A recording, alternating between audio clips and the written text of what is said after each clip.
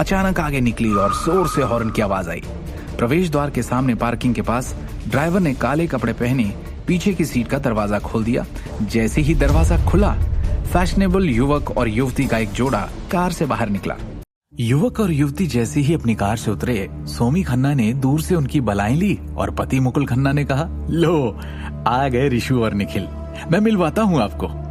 ये है मेरी बेटी ऋषु और ये है उसका बॉयफ्रेंड निखिल शर्मा। 9 सिटी में एक बड़ी रियल एस्टेट कंपनी का जनरल मैनेजर है। कुछ महीनों पहले ही तो इंडिया वापस आया, लंदन की एक बड़ी यूनिवर्सिटी से पढ़ाई पूरी करके। अरे टॉपर था वहाँ। कितना अच्छा लड़का मिल गया हमारी ऋषु को। अरे आपने निखिल की कार देखी? मुकुल ने गर्व से दिखावा करते हुए कहा।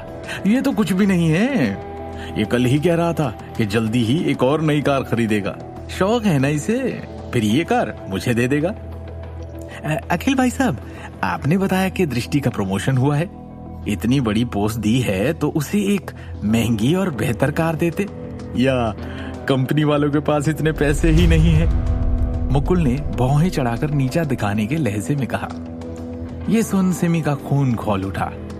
वो इस बात पर डींगे मार रहे थे कि उनकी बेटी दृष्टि को कंपनी में इतनी बड़ी पोस्ट मिल गई, लेकिन जैसे ही खन्ना की बेटी ऋषु बड़ी और महंगी कार से आई, दृष्टि और उसकी उपलब्धि की कोई अहमियत ही नहीं रह गई। आपसे मिलकर अच्छा लगा। एक जोड़ी चश्मा और एक ब्रांडेड सूट पहने निखिल शर्मा धीरे धीरे आगे बढ़ा। दृष्टि और उसके परिवार का सामना करते हुए उसने अपना सिर ऊंचा रखा। जाहिर है उनमें भी अहंकार की बड़ी भावना थी। अंकल आंटी, चलिए ऊपर चलते हैं और डिनर करते हैं, निखिल ने हल्के से कहा, जैसे कि दृष्टि और उसके परिवार के साथ व्यवहार करने में उसे कोई दिलचस्पी नहीं है। हाँ हाँ बिल्कुल बेटा, चलो चलो चलते हैं, मुस्कुराते हुए मुकुल ने कहा। इसके तुरंत बाद मुकुल और उनके परिवार ने ऊपर जाने की पहल की। दृष्टि, मैं यहाँ तुम्हें इसलिए लेकर आई थी कि तुम्हारी नई पहचान सबको बता सकूं, सर उठाकर तुम्हें सबसे मिलवा सकूं। तुम शिवम को लेकर यहाँ क्यों आ गई? सिमी ने घृणा से कहा। ये हमारे परिवार पर धब्बा है। दूसरों को शिवम को देखकर हंसने का मौका मिलता है। क्या तुम अकेली नहीं आ सकती थी?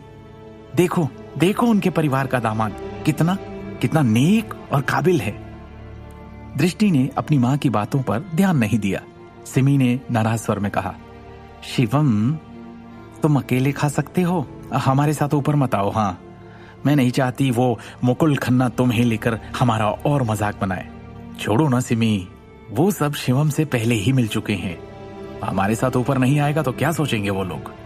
अखिल ने बेबसी से कहा। खैर चलो चलो चलते हैं। शिवम चुप रहा।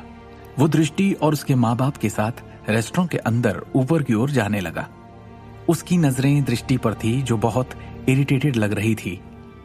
शिवम को समझ में नहीं आया कि उसके दिल में क्या चल रहा है। कभी कभी तो उसका मन करता था कि वो उससे पूछे, लेकिन उससे हिम्मत नहीं करी।